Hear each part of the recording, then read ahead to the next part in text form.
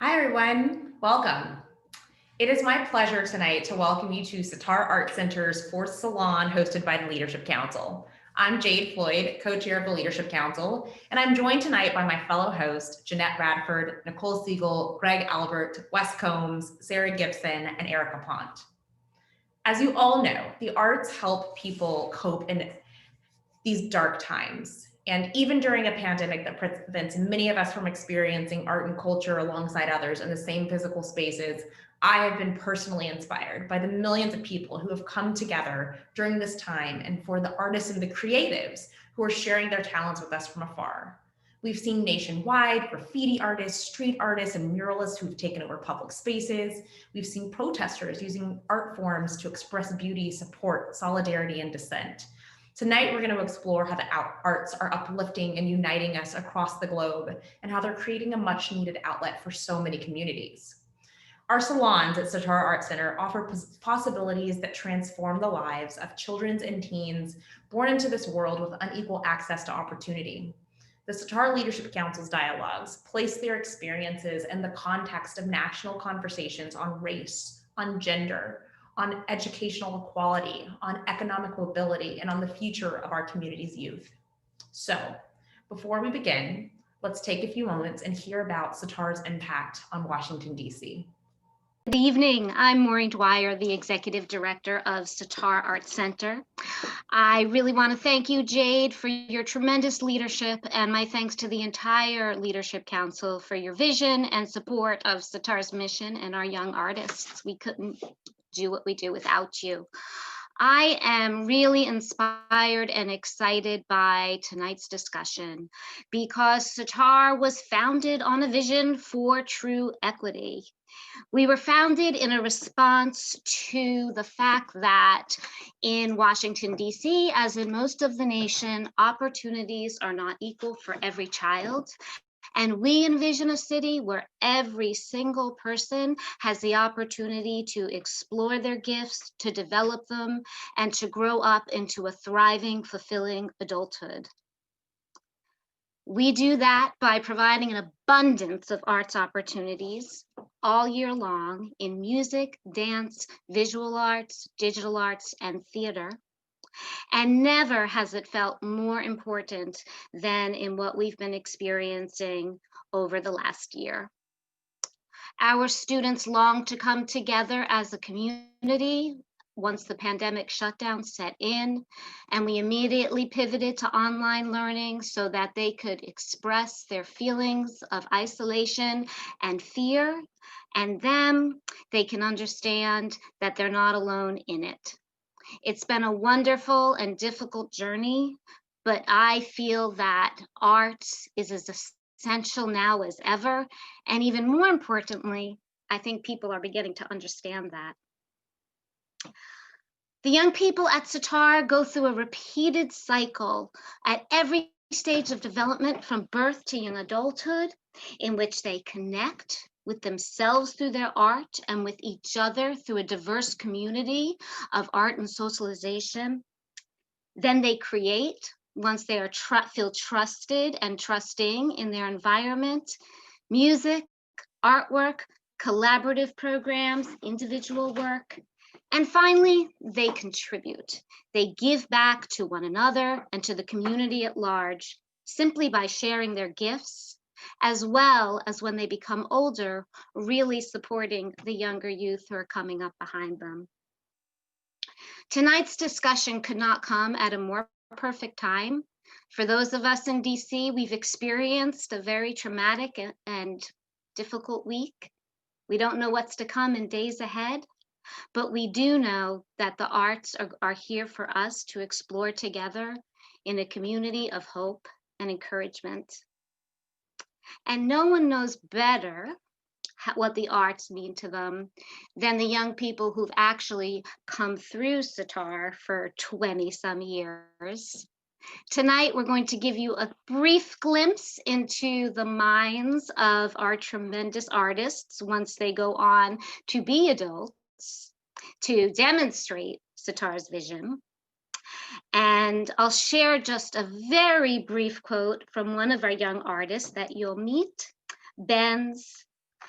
He's talking about the difficulties of the times, and he's living in LA as a professional musician. And he claims that the protests he's watching are like making music. It's people coming together to create change. So now I'll let you hear from BENZ himself, as well as his peers, who are appearing from DC to New York to Cincinnati to LA.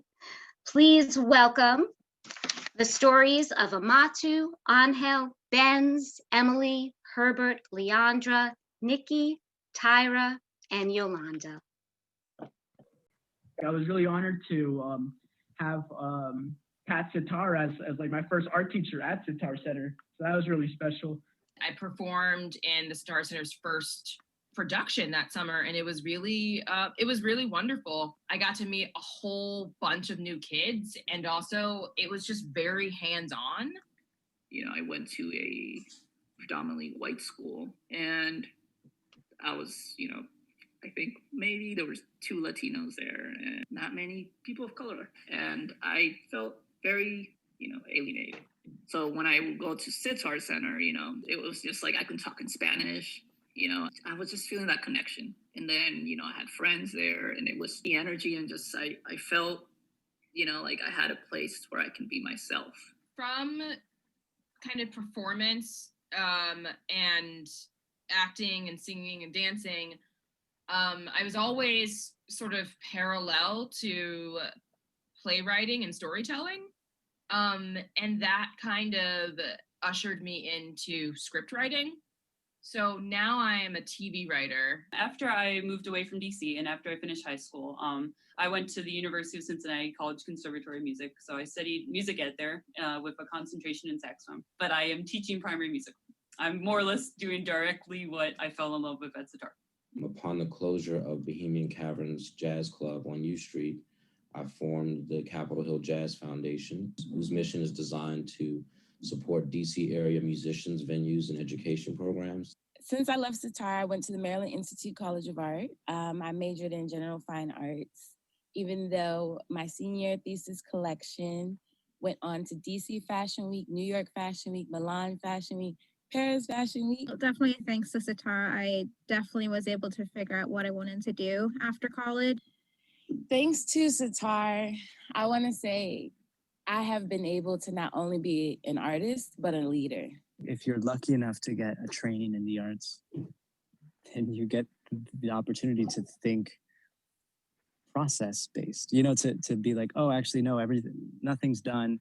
Everything's always in progress, and it's okay to constantly be changing, and I think that's something that my years at Sitar helped with.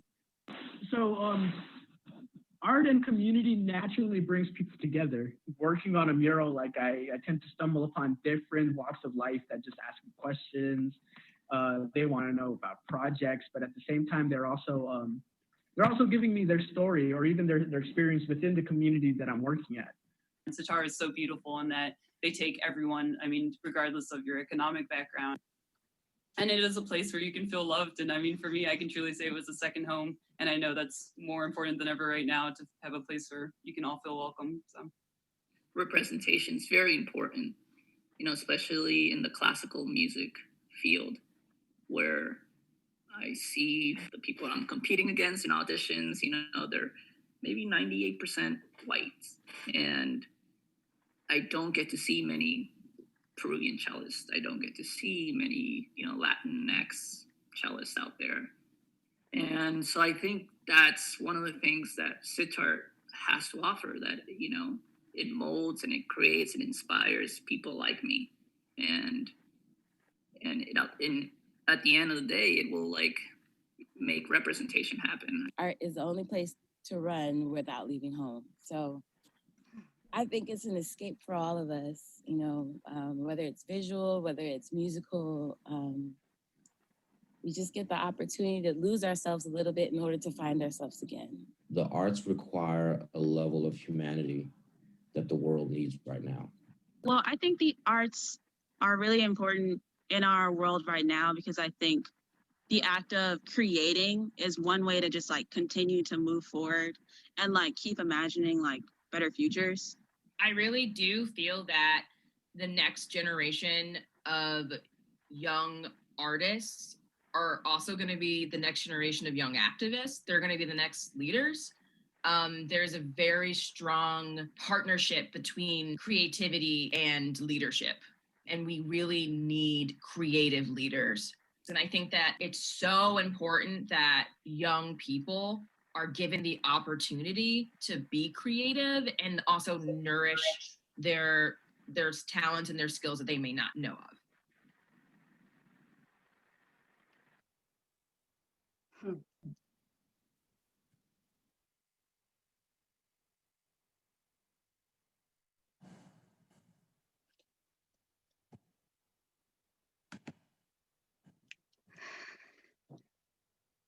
Even though Sitar's mission was born out of the vision for equity, we know that right now we need to look at equity very seriously in a very intentional way.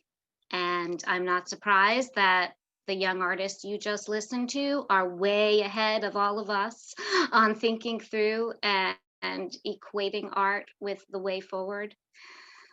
And now I am very excited to get on with our conversation. And I have the extraordinary fortune to introduce one of my favorite people, my longtime colleague and dear friend, who is an artist extraordinaire in the world of performing arts, a thrice nominated for Tony Award for Theater Education and a finalist.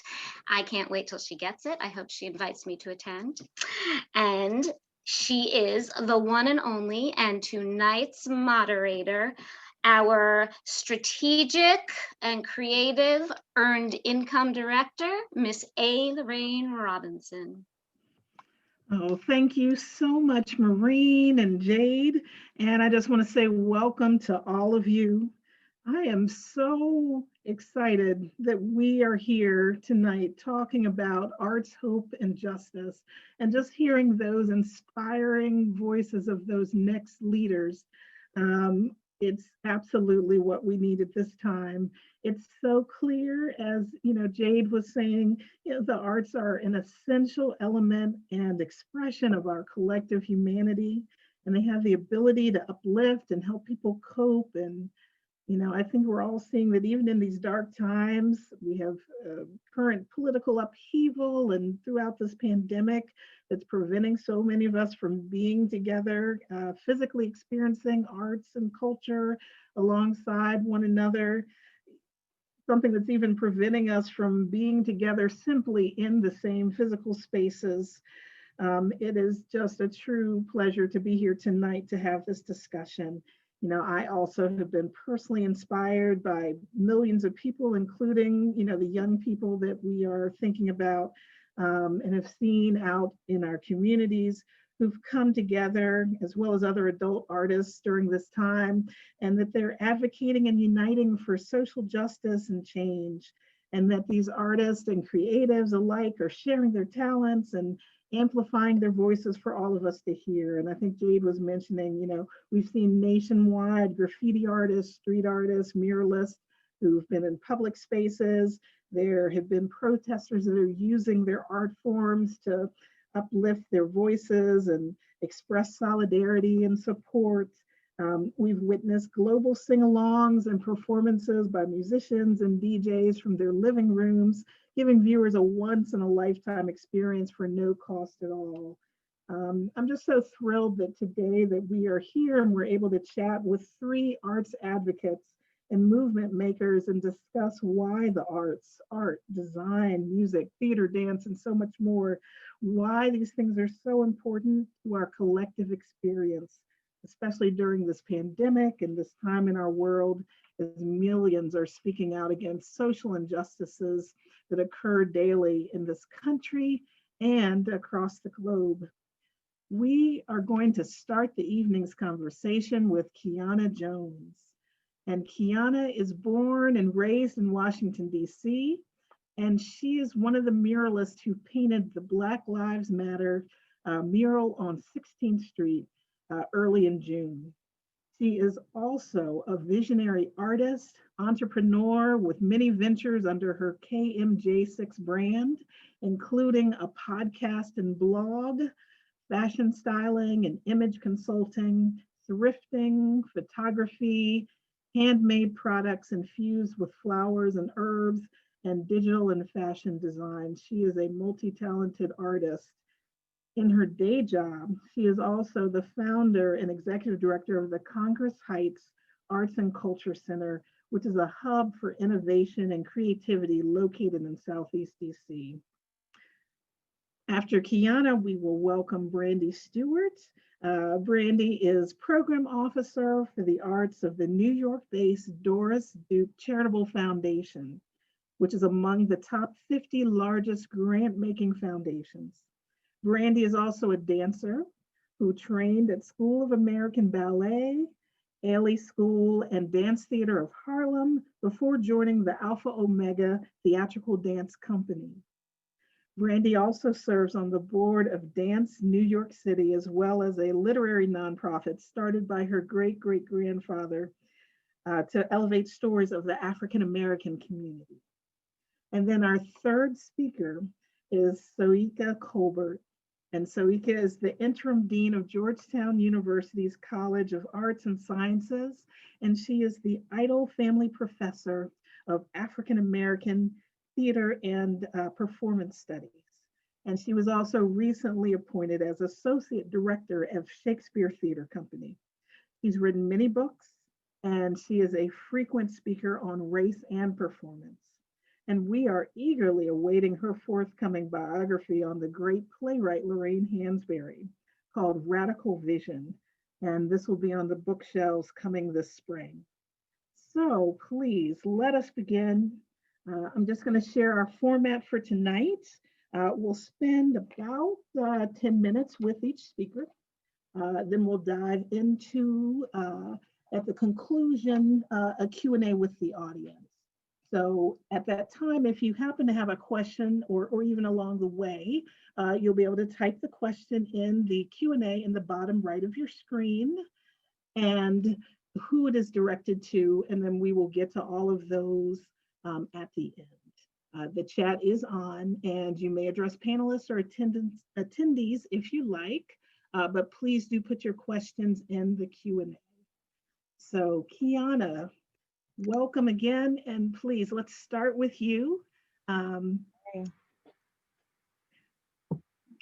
the world was riveted when a group of artists, including you, painted that Black Lives Matter mural on 16th Street in downtown DC. Can you share with us the story of that experience and what that has meant to you? For sure. I'm actually still, I think after, I don't know how many months, it's definitely been over 6 months at this point, but I'm still processing. I got the call Thursday, I think around 6 p.m. Basically telling me that there was a project for the mayor, and it was a hush-hush project, and they thought that I would be perfect for the project, but they couldn't exactly tell me what it was. And that was, I guess, at a good part of when COVID, it kind of hit and things have slowed down. The world had really changed. And the first thing I was thinking about, okay, the mayor will definitely have a budget. So I always like to tell this story. It's like I went in on a very personal thought process. It's like, okay, things are a little tough, so I need to go ahead and do whatever I can do. And it was in art, so I figured that works too. So I said, okay, without knowing what I was doing and only knowing that I would have to show up the following morning at 3 o'clock in the morning. And so at that point at 6 o'clock, I kind of started hustling to call in my village to see if my babies could get covered. And then once we got that solidified, I jumped on a call with a few other artists, 7 other artists, and the person that was over it from Mural DC. Miss Nancy, and she kind of told us exactly what we were doing. And even in that space, I didn't realize the magnitude of it. I'm an artist, so I'm really not good with numbers. I'm not good with measurement. And so when they were telling me how big the letters are going to be, I'm like, dang, I think that's pretty big, but it was never registering exactly how big it was going to be. So we got down there, and the amazing part is a lot of people don't remember that day, that night, it was raining cats and dogs. Like, it was pouring down raining, and we had this meetup time at 3 o'clock in the morning, and at 12, still at midnight, it is still raining. So I'm like, this is not, how is this going to be possible? The floor is not going to be dry enough for us to do everything. But magically, I think at 1 o'clock, it stopped raining. The mayor had DOT down there cleaning out the water from the streets that we were scheduled to paint on. And we got down there, 7 artists, and trying to literally map out what this is going to look like and how we're going to get it done. At that point, when we got to the, we knew we were going to have a deadline, but we didn't know what time it was going to be. So by the time we got down to the streets, we got a deadline that we needed to do Black Lives Matter that big. I think each letter was over 30 feet. And we had to get it done by 11 a.m. And we had no idea why, but that's what we had to do. So we're out there, and it's taking us literally 3 hours to mark down letter B. And I'm sitting there like, is this even possible? Like, it's taking us 3 hours to get one letter, and then we're trying to figure out the spacing so everything looks good. So all of us, we kind of split up. There's a group that's measuring, there's a group that's chalking out the letters, and then there's another group that are starting to paint the letters. So I started to paint the letter with the letter B with the yellow that we have, and it wasn't enough. We didn't have enough paint at all, like not even to cover the B. I think we got a little bit into the L, and we ran out of paint. So then we jumped over and transitioned and started to help with the creations of the letter. We got new paint probably around 5 o'clock in the morning, and it was a completely different color from the first paint. So we had to repaint that B, which was killing time. But the beautiful part of it was, as much as I came in a very personal space, the day broke and it became a very communal thing. It was a very interactive thing. Too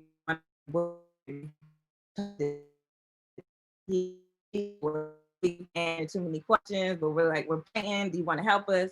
A lot of people decided to help us.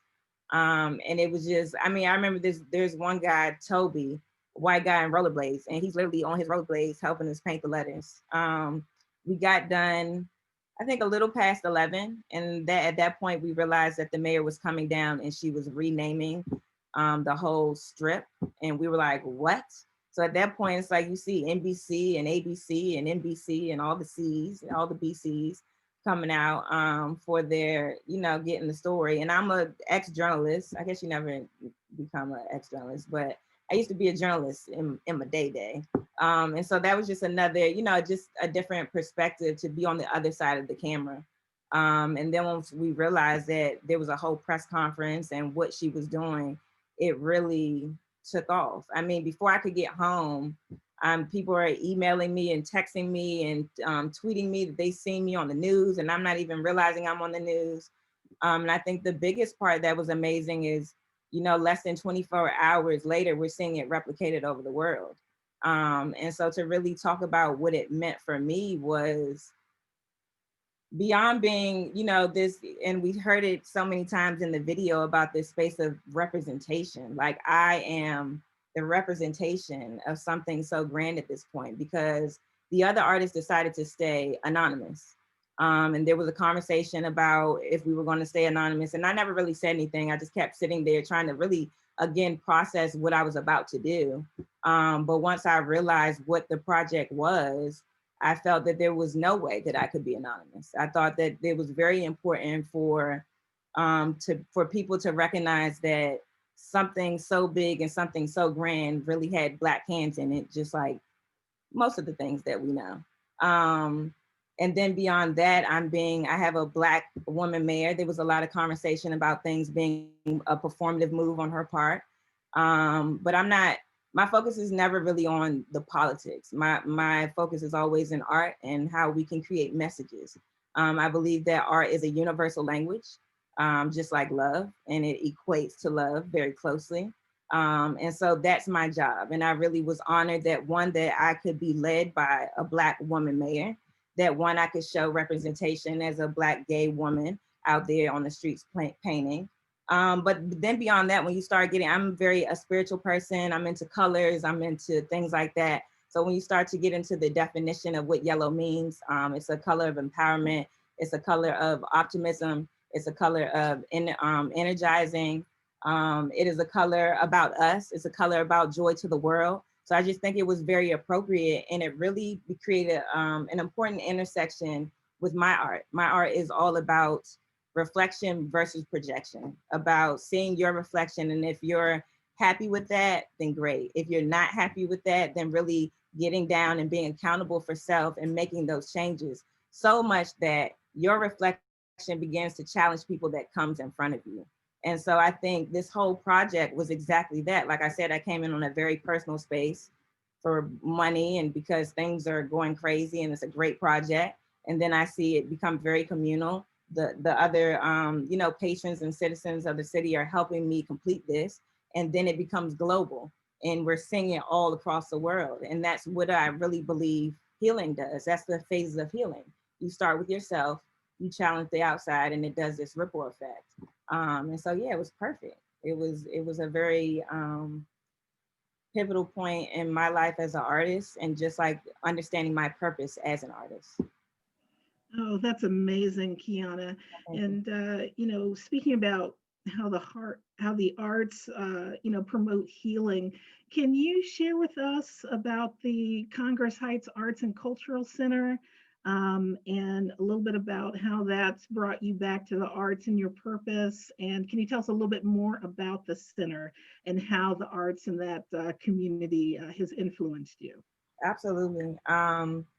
So as I've gone through this space of healing, I've recognized that transparency is one of my biggest tools, I guess I would say, outside of my art. But I do a lot of transparency through my art, so it kind of just goes together.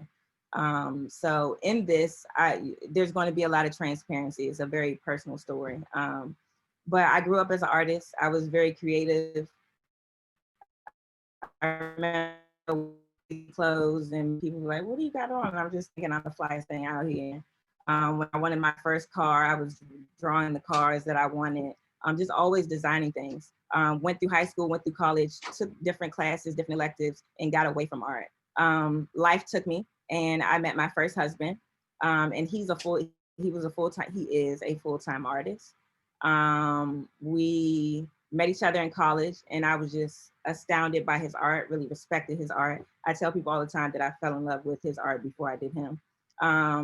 But fast forward, I was a journalist for CBS radio. It wasn't very conducive for the life that I was living. We had a young child at the time, Kayla. She's nowhere close to young now. She's 9. And I left the radio station, and I was working with my father, Finest Jones, who is, shout out to Finest Jones. He's a boss in Southeast. He's taught me everything that I know. And I was doing real estate for him and hated it. I'm an empath, I'm energy sensitive. It just was not my thing. But one of the spaces that we were working out of is now what Congress Heights Arts and Cultural Center is, 3200 MLK Avenue, located in Southeast Congress Heights. And so we were working there, and we got a renovation. I'm trying to speed the story up as fast as I can. Got a renovation. The space became available, and my father wanted to add it to the properties. And I was like, yeah, I don't want to do that. Let's do something different. He's like, what do you want to do different? And I recognized how hard Sean, my first husband, was struggling to get these solo exhibitions and to show his art just by himself. So I said, well, why don't we just do an art gallery? Sean can do some, you know, exhibitions in there, and we can invite some other artists over. And he's like, that's a good idea, but we're in the hood, Keyonna. Don't nobody want art. How are we gonna make money? And I was like, yeah, you got a point there. So I was like, okay, how about programming and workshops? We could teach, you know, and get some money off of that. Or we can write grants for it. And he's like, that's a little cuter, a little bit more money. We're gonna need more. And I was like, okay, we'll still do what you want, the rental piece. So we became a studio for artists. We became a business incubator for small businesses that wanted to rent out their space or needed space to rent out, to collab with other organizations for them to come in with their programming. And we just started this big old center, which is now 5 years into what it's doing. But I realized in the process of supporting other artists, and I guess Sean being the first artist that I decided to support, that I really missed my art. And I had come into a personal space where it got really dark, and I didn't always have the words to describe what I was feeling. And there weren't always things that just were tangible to describe what I was going through. And I got back to my art, and it brought me to truths that I could not deny. And I think that's a big thing about art, is because it has this way of just letting you express, and it's very non-judgmental, and it's very free, and it's very just like a vomit of feelings. And I realized there were places that I had put myself in that I didn't want to be in. But this is all going through why I'm supporting other artists. So again, that's why I say art saves lives, because I really believe that. Fast forward, Sean and I have decided to divorce, but we're still best friends and best partners. He's still the lead artist of the center. And what I have seen the center do, not just for myself, but for our community, for just what I used to call myself growing up in Southeast, a weirdo, because I was a creative, but there was never anything to nurture that spirit. We've been able to do that, and to just really see what art has done. I really believe that art saves lives. I believe that art, like I said before, is a universal language. And I believe anybody can tap into that and heal themselves and get to a true self. Oh, that is amazing, Keyonna. Thank you for telling us about your personal artistic journey and the work that you've been doing. Next, we want to actually transition to Brandi. And Brandi, we'd love to hear some about your artistic journey as well. We've mentioned that you trained with some of the nation's top dance schools and had a professional dance career, and used to work with youth while a college student. Can you tell us a little bit more about those experiences and how they have influenced you in your journey? Sure. Thank you so much for having me. And I'm so honored to be here, and I'm already so deeply inspired. So I'm just holding with me a lot of hope and energy. So I thank you all for that. And for the wonderful introduction. So you all heard a bit about my background, but I work for the Doris Charitable Foundation as a program officer for the arts. And it's a national foundation that provides grants to artists and organizations. And it's focused on the performing arts, specifically dance, jazz, and theater. So I was really excited to see so many performing artists in the video that showcased all the wonderful Sitar students. I think where I want to start is with my parents. I'm the daughter of two artists, Michael and Genevieve Stewart, and my father is a dancer, my mother's a singer. And so I grew up around artistic practice and was really fortunate to have that as my norm. And so that was a really organic way to, entryway to the arts and to me developing my own artistic practice. But I think it also is in part how I got interested in philanthropy, because from a really young age, I was also really interested in how to create a better support system for artists. And so I sort of held those two things, both this interest in the craft and also an interest in the sort of infrastructure as I grew up. And I didn't quite understand I didn't quite understand those two pieces in that way until I got older. But as I was growing up and deepening my study in ballet, I was also really struggling to try to figure out how to maintain my rigorous academic studies. And ballet can be it's an incredibly demanding art, as are all artistic practices. It is something that typically kind of requires you to commit to it at a young age. And so I was presented with a moment when I was in high school where I felt like I kind of had to choose, do I pursue a career as a professional ballet dancer, or do I pursue something else? And Keyonna, I also in some way lean towards journalism, which is like another story. So there's probably a conversation around artists and storytelling and journalists. That's for another day. But I was, one of the reasons I am so grateful for having grown up with artists, and particularly my father, who was a dancer, is he sort of saw me struggling with that and helped me adjust. So I found a dance school that allowed me to continue my studies rigorously, but also that didn't conflict with my academic studies, and carried those two things with me into college. And when I got to college, it was a natural way to connect into a community. You know, as has been mentioned a number of times, you know, artists and the arts are a really powerful community builder, and so while I was in college, I gravitated towards arts groups, and I ended up gravitating towards teaching.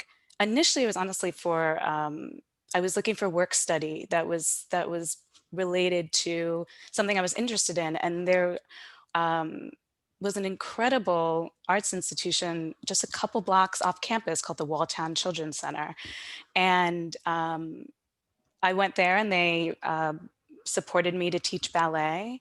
And what I understood really deeply from that experience, or clarified for me, was the power of the arts as a communication tool, because I was teaching students of different abilities. I was teaching students of different ages. I was teaching disabled students, and I was, you know, coming from a ballet background, and not everybody was coming from that ballet background. And so I just started to figure out different ways through movement, through expanding the movement I was teaching, through gaining movement from them, just this really beautiful way of communicating. And so I think that kind of deepened for me the interest in staying in the arts, even if I wasn't planning to pursue it as a full-time professional artist. It seeded that within me, that in some way I need to keep the arts in my life, because it has this larger power than what I might experience on a stage, what I might experience sort of individually. So when I graduated from college, though, I leaned into journalism. My major was English, and was fortunate to land actually at a business magazine, which wouldn't have made sense to me in the moment because I didn't really have any business background, but I got an internship and they took a chance. And what I realized was, you know, another kind of insight into parallels between the arts and other things is it was a small business magazine, and there were so many parallels I saw between entrepreneurs and artists. The risk-taking, the exploration, the resilience, the ability to put yourself out there, to fail, to audition for something, to fail, you know.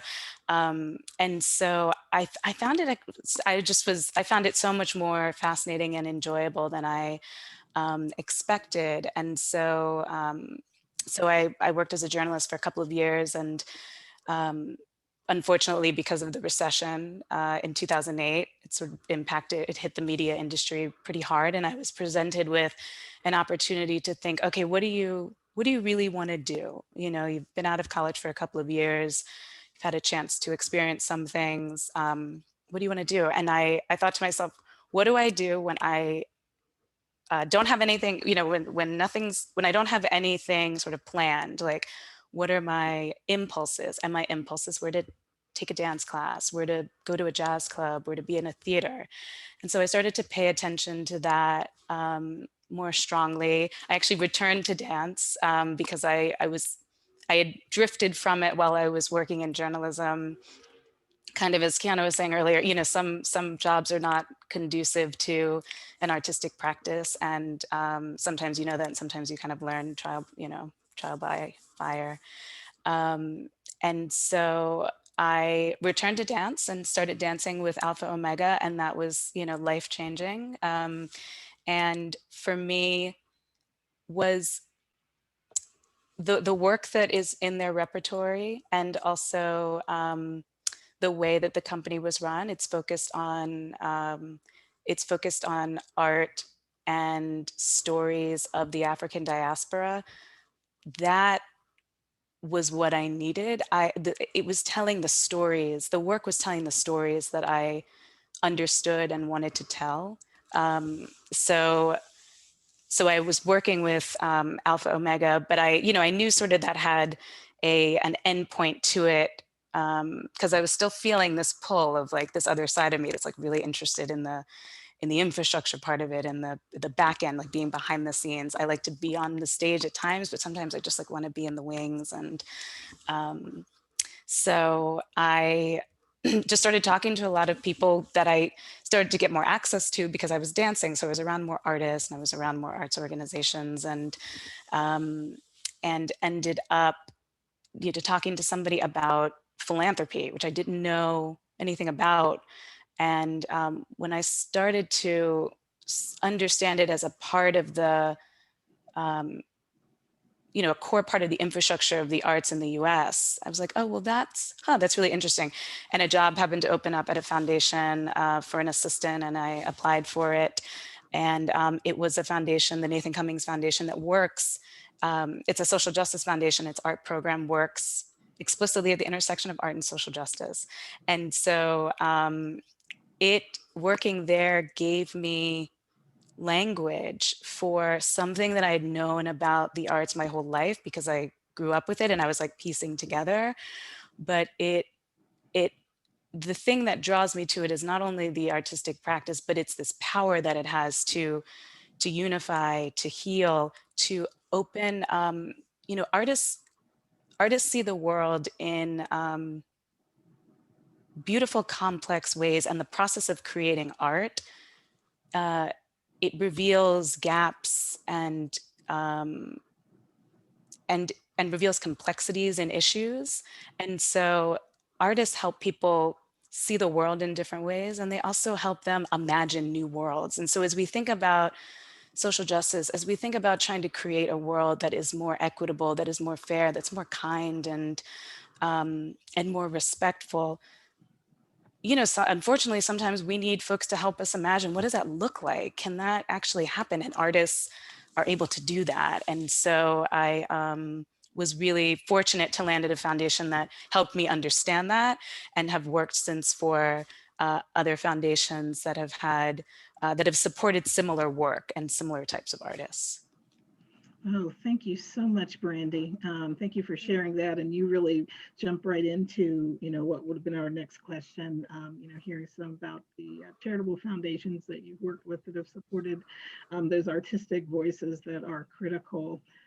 Thank you so much for sharing that information with us and your work to make possible, artistic voices to reach so many of us. Next, we're going to be joined by Dr. Soyica Diggs Colbert. Soyica, I'm so excited about your new book coming out that we were mentioning by Lorraine Hansberry. She's a personal hero of mine. You shared with us when we were preparing, how influential her legacy has been to you and in your work as an administrator and scholar and artist. Would you tell our audience more about that? Yeah, so there's so many lessons to be learned from Hansberry's life. Lorraine Hansberry is most well known because she was the first Black woman playwright to have a play produced on Broadway, A Raisin in the Sun. But before her play landed on Broadway, Hansberry was a movement baby. And so her story might resonate with the young people of Sitar and with my co-panelists in the sense that she grew up in a household with parents who were dedicated to social justice and transformation and was surrounded by the arts. And that really informed the work that she wanted to do in the world. And so, her play, A Raisin in the Sun, is based on a court case that her father brought to the Supreme Court to try to desegregate Chicago. And while he was not ultimately successful in his pursuit, that experience taught Hansberry that social justice could be fought in the courts, could be fought on the home front, or could be fought through the arts.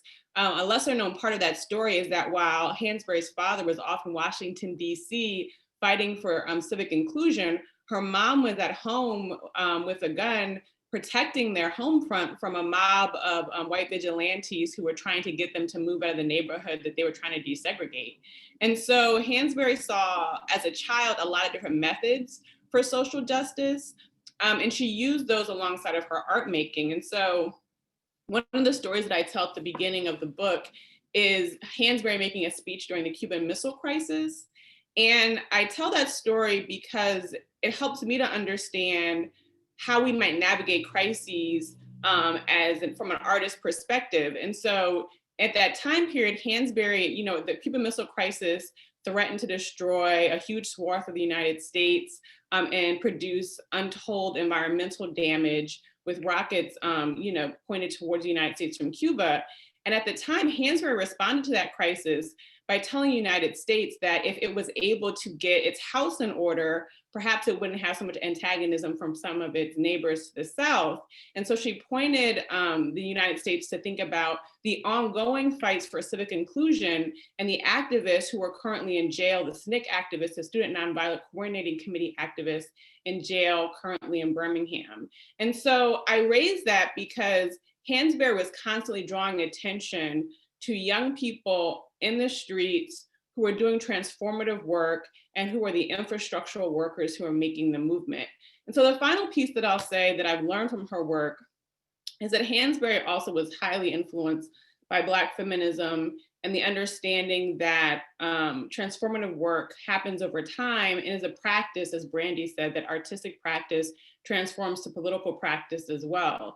And so that although we might understand historical moments as exploding and shifting things, the Voting Rights Act, for example, the March on Washington, those moments in our history were enabled by people doing work on the ground for years and years. And so we can think about the transformation of the Senate via the election of Ossoff and Warnock in Georgia that was enabled by Black women doing infrastructural work on the ground, specifically Stacey Abrams, for years before we got to that point. So similarly, Hansberry was very keenly aware of the infrastructural work of women, Black women specifically, that enabled some of the transformative moments of the civil rights movement, period. And she translated that into her artistic practice, a daily mode of making new worlds. And so even when she became frustrated with politics with a capital P, with the legislative process, for example, she turned to her art as another means of imagining worlds, as we've already said here tonight, of imagining new worlds of possibility and channeling those possibilities. Because, you know, as I said before, even though Hansberry was most well known for the work that she did in the late 50s and early 60s, she saw her parents fighting for civic inclusion in the 40s. And so she saw the legacy of the civil rights movement unfolding from the Cold War period into what we understand as the classical phase. And so well before we knew her name or knew of the civil rights movement heroes, she saw the work that her parents' generation was doing and setting the foundation for what we would understand as a transformative work of the civil rights movement,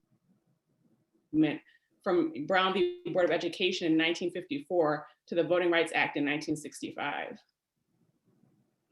Wow, Soyica, thank you so much for sharing that. And I'd love to have you tell us a little bit more about theater and how it fills you up. I know that you are working on another transformational project related to Hurricane Katrina, and that's taking place with the Public Theater. Can you tell us more about that piece? Yeah, I mean, the thing that I'll say about the arts, and this is just echoing what my brilliant co-panelists have already said, is that artists imagine the future, they create something that has never been there before. And so when I think about education, and I think about the work that I do, one of the things that we try to do at Georgetown and at higher education more generally is to create students who are able to be prepared for jobs that don't even exist yet. And part of that preparation is creating innovators and students who have a robust imagination and who are able to imagine solutions to problems with tools that they may not even possess yet. And so that's really the skills of an artist, being able to harness the imagination, to imagine something new, to think about how to create a vaccine that for a disease that doesn't even exist yet, and thinking about the scientific innovation that we're seeing even now in our country. And so those same skill sets are central to the arts. And I just wanted to mark that as an important part of the conversation or thread that we're having. But with regards to the project that I'm working on at the Public, one of the things that we're also keenly aware of via the pandemic is how the infrastructures in our country are in need of more care. And so one of the lessons from Hurricane Katrina was not just an ongoing need to take better care of our home, of our planet, but also the man-made devastation that resulted from the storm and its aftermath. And we see that again unfolding in response to the COVID pandemic. Again, not just the devastation of the virus itself, but also the strain and stress it's causing on our medical system and the disproportionate impact it's having on people of color and Black people specifically. And so the play at the Public, one of the exciting things about it is that it's really thinking about these interconnected systems, the environmental justice piece, the way it impacts Black women specifically, the way that the storm had a disproportionate impact, as we know, on communities, Black communities that were living closer to the levees because of long histories of racial segregation, and how that continues to play out. But the lessons that we learn there about our systems and them needing more support and the pre-existing conditions of our structures is something that I think we have to continue to attend to. But the upside, or I guess the hopeful piece as a part of our theme, is that we also have a long legacy of artists and healers who provide us with resources in these times of crisis. And so when we're thinking about how do we make sense of our world in this moment, we can look to the care work of generations before and the ongoing care work of healers and artists as a resource for us to draw from to be able to navigate our present, even if the structures that we would hope to be able to count on we find lacking. There are other resources, intergenerational resources that we can draw from to sustain us in these dark times. Oh, thank you so much for those rich contributions to this dialogue. And I cannot wait to read your book and to see more of these upcoming projects. I think this is the perfect time for us to open it up to the audience. We have some questions for our speakers. And I think we are reminding everyone to please put their questions into the Q&A at the bottom right of their screen. You can please do so now. And while you're doing that, I want to invite and encourage all of you to please get involved at Sitar Arts Center. You are all in our audience. You are now part of our Sitar community. So please consider volunteering, advising, or donating. And if you are interested in ways that you can help the arts grow, help to grow arts, hope, and justice at Sitar, please contact my colleague Essence, whose email address was in your registration materials. All right, and I will see what questions we have to share right now. It looks like this is a question that is open for any of our panelists. What role does art play in the process of economic justice? And whomever would like to take that.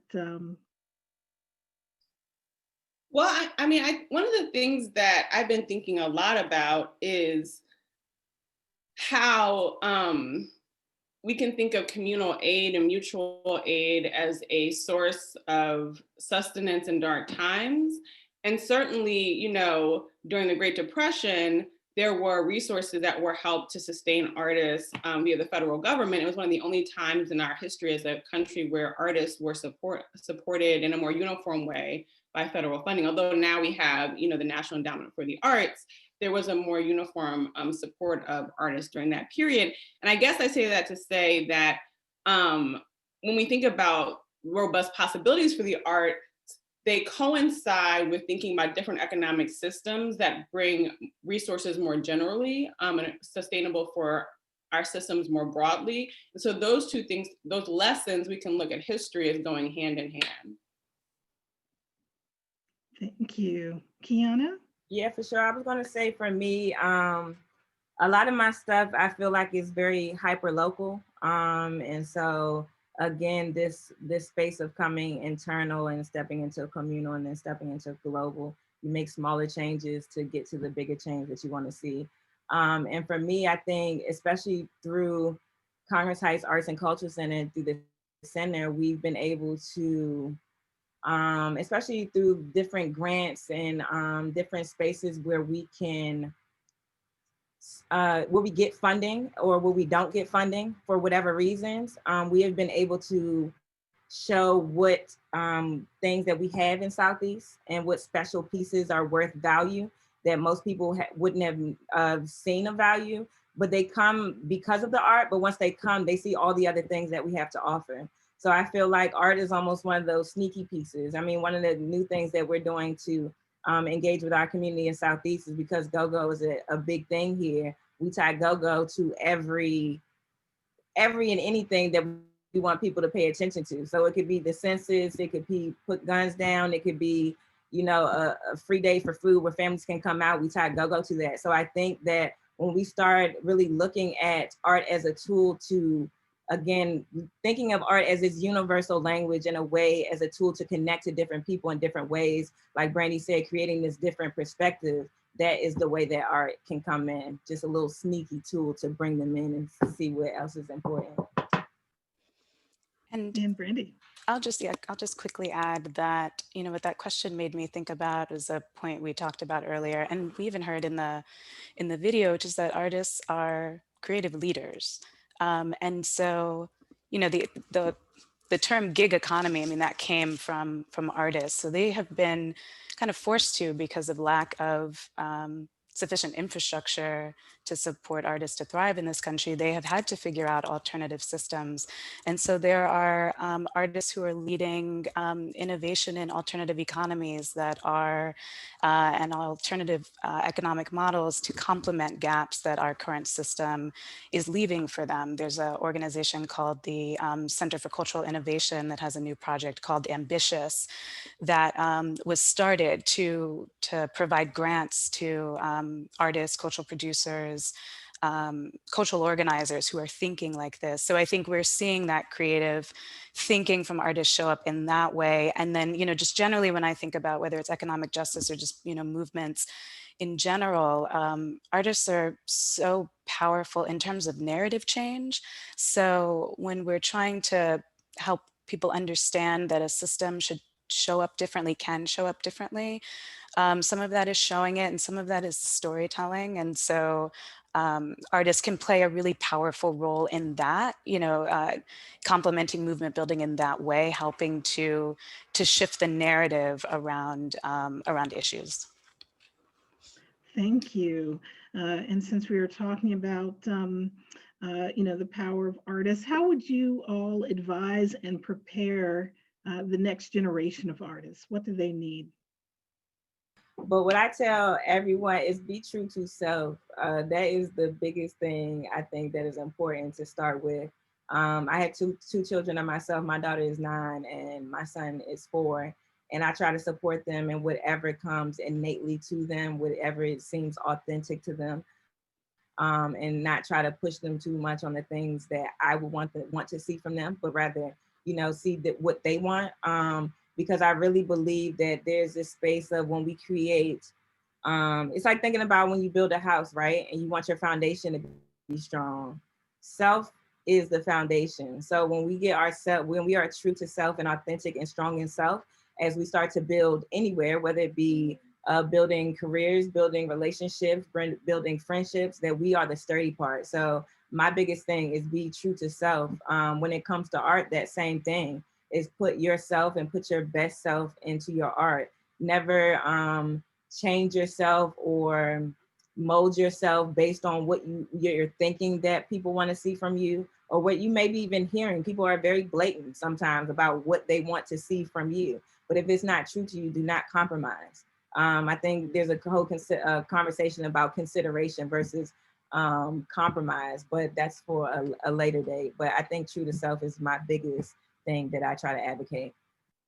Oh, terrific, Keyonna. And just to tag on to that, there's another question. You know, do you ever feel concerned about your art getting swept up into or objectified by commercial frenzy? There's a lot of commercial frenzy over Black identity that's affecting the art world at this time.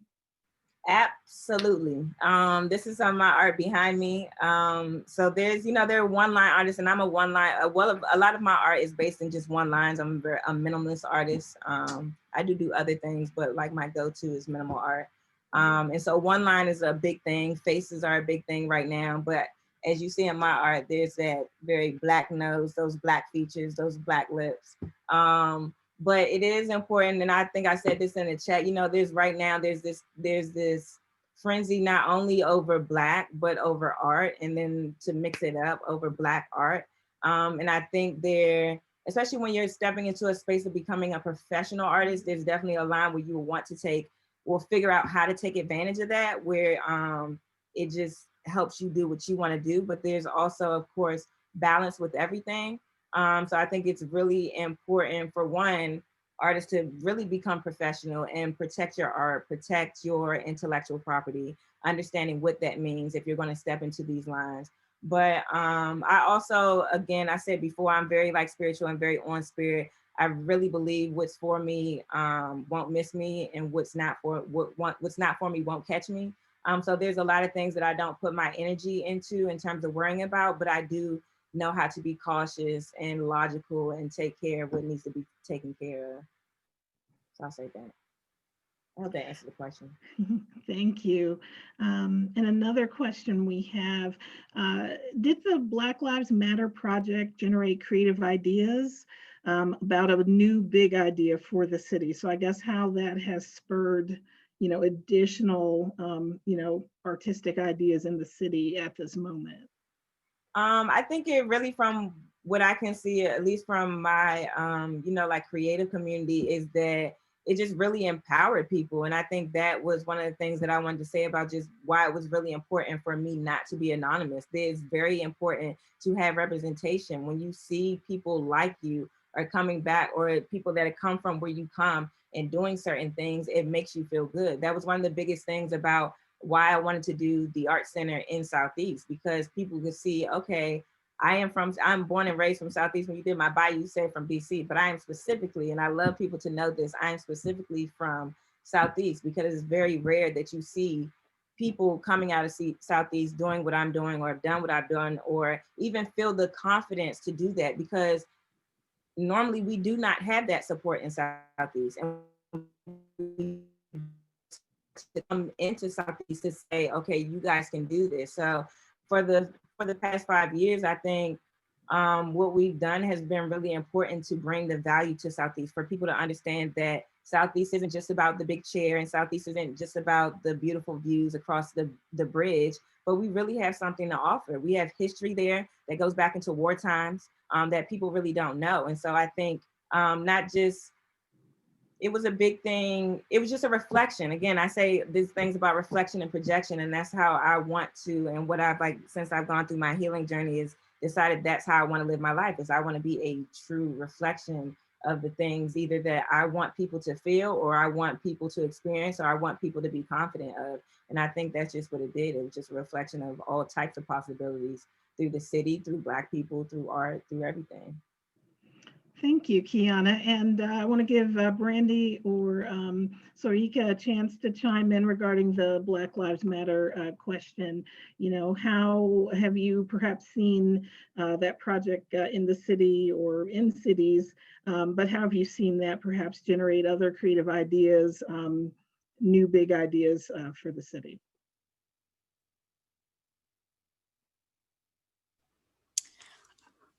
Soyica, do you want to? Well, I'm not in DC, so I'm not sure how it's impacting the city. But what the question made me think about is, you know, the work that I'm doing, which is in philanthropy, and there have been there's much critique of inequities in philanthropic giving, and it's because of the reality. There has been inequitable distribution of funds to artists of color.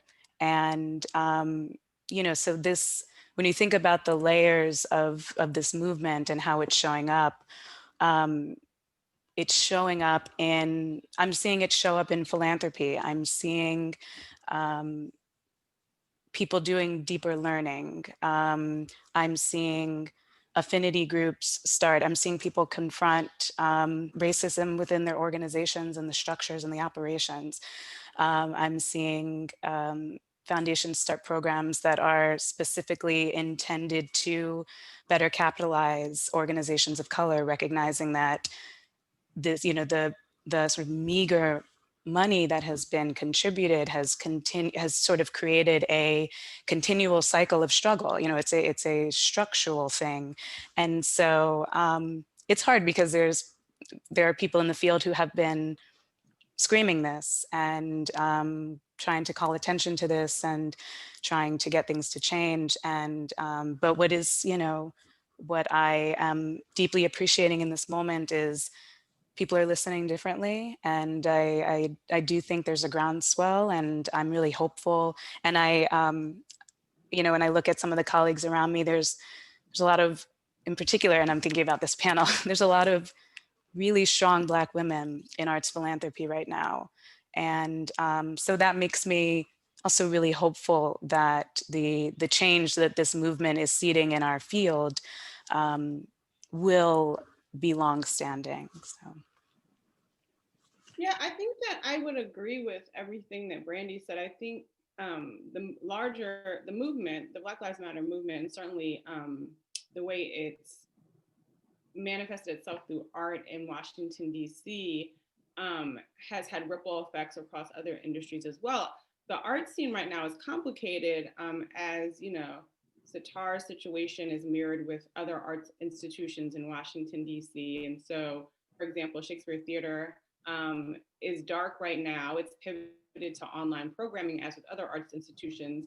But one of the things that it's done is have a reckoning with its own programming, the way race and racial justice should be incorporated into the structure of the organization. And that's part of, you know, the conversation that I've been a part of with that institution. And similarly, the work I'm doing with the public, the play is a radio play called Shadowland. And so I just reference that in terms of theater specifically, which I know best because it's such a difficult time. So many theater artists have been laid off and don't have work, but at the same time, many theater artists across the country and DC specifically have called for a reckoning with the ways that the regional theater scene is structured through racial hierarchies and programming and so forth. And so the movement has helped to usher forth a question around how we structure our institutions, from the arts to educational institutions, which is really positive. And I think that we have to continue to do that work because, as we know, and one of the things that I'm, you know, again, keenly aware of is that that work is slow and it needs to be constantly attended to if we want to see actual change. Oh, thank you. And I think that leads right into our next question. Do any of you see, or what do you all see going forward as a role for art to heal our country at this stage? And if so, how?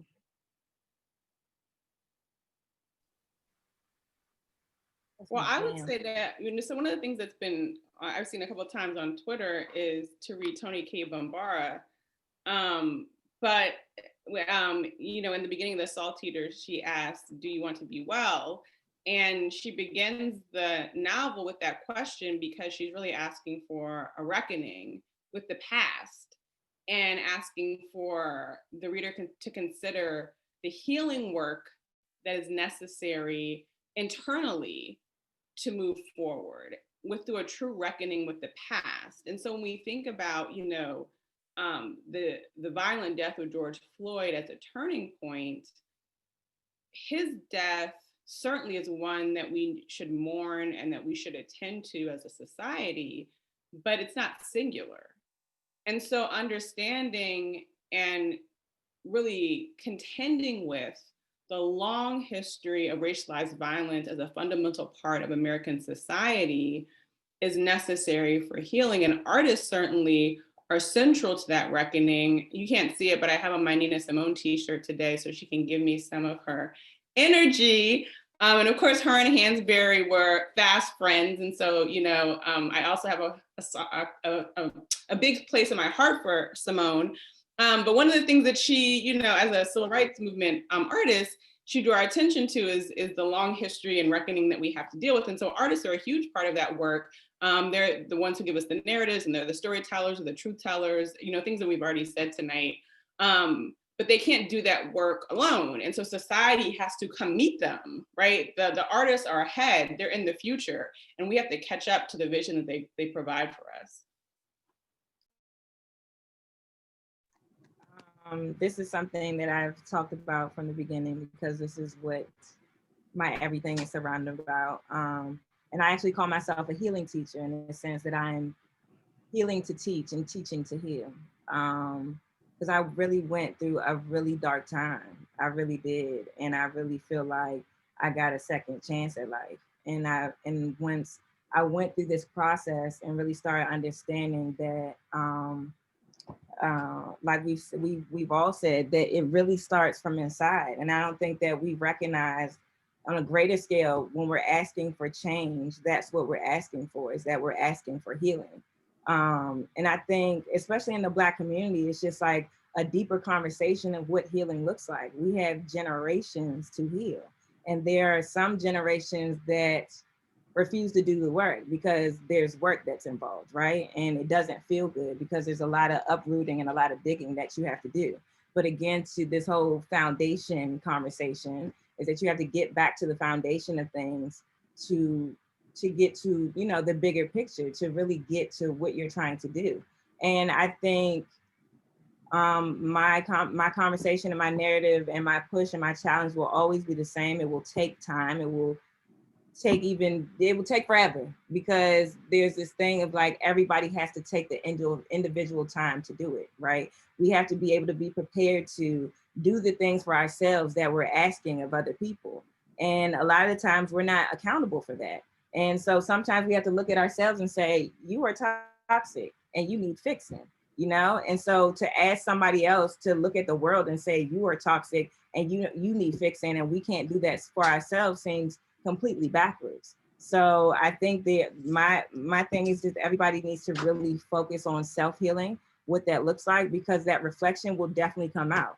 I mean, you've seen it before when somebody has a really bad attitude and you're having a really good day, and so good that that bad attitude cannot stop you, and you're still giving that person a smile and still giving that person grace and still giving that person compassion, just as mean as they're being to you. Or maybe it's the flip side. You're the mean person and somebody's giving you all that love. And you take a minute and you think about, okay, what is wrong with me? How could I still be so nasty and this person still give me compassion and grace? And I have to look at myself. It's just really an internal dig to heal self so that it can reflect out into the world. It sounds like super cliche and Disneyland, but it's true. It's real. And I would second everything that Soyica and Keyonna shared. And the other thing that comes to mind for me is that, you know, there's also, I think we're going to need joy. And so there's, you know, there's a power in the arts to also bring that into people's lives. I know I've been deeply appreciative of how generous artists have been during the pandemic by finding ways to still share their work virtually, public art, you know, just, and in those moments where I'm feeling heavy with what's happening, they bring joy. And so I think that's a powerful role for artists to play. And, you know, I was reading something today that was, you know, sort of suggesting taking an idea from the New Deal, the Works Progress Administration, the WPA program, and placing artists in communities around the country so that we, as we come out of this, not only are we sort of returning to being able to experience art live, but it is everywhere. And so I think about that, you know, how on local levels, cities, towns are thinking about elevating the art that's there. You know, I'll say at least, you know, from what I've observed, one of the opportunities of this moment is that without travel, a lot of organizations are seeing local artists and elevating local artists in a way that they might not have, or they're, you know, really turning their entire attention to that. So I think when things sort of reopen, you know, I think we're going to understand our local arts ecosystems really differently. And, you know, so I think about that joy, art everywhere. I want all the art all the time. Oh, and the jazz is, hands. Yes. Oh my goodness. That is amazing. We've heard so many wonderful things about, the power of the arts as far as, innovation and self-reflection and resiliency and, creating, new leaders with our young people and just the role for the arts in us dialoguing and reflecting within, as well as, dialoguing with our society at large, and just the healing power of the arts and its ability to create joy, which is something we all so need right now, and need going forward. And that is at the essence of our human heart and spirit. And you all are so amazing. Thank you so much for all of these experiences and insights that you have shared with us this evening. I think we've only touched the surface, but clearly, the intersections between arts, hope, and justice are deep and real and critical and just so important for our community and our society. I am just honored to have been able to be here with all of you in this conversation tonight. And I hope and I'm certain that our participants in the audience feel exactly the same way. I want to thank everyone so very much for being here and being with us here at Sitar. Again, if you would like more information about Sitar and would like to get involved at Sitar in our community, we definitely need you. Again, please consider volunteering, advising, donating, becoming involved in the arts, and helping young people to grow. We would love to help you intersect with our organization as we try to, in our efforts to grow arts, hope, and justice in our place at Sitar. And again, you can contact my colleague Essence, whose email address is available in the registration materials if you'd like to get involved. But I just want to say thank you to everyone for joining us. I hope that this conversation left you all uplifted. I know it uplifted me. I feel inspired. I feel hopeful. So we appreciate all of you who've tuned in. Again, Keyonna, Brandi, Soyica, thank you all so much. And we just want to say stay well and take care to everyone, and good night. Bye, thank you. Thank you so much. Thank you, family. Bye, you all.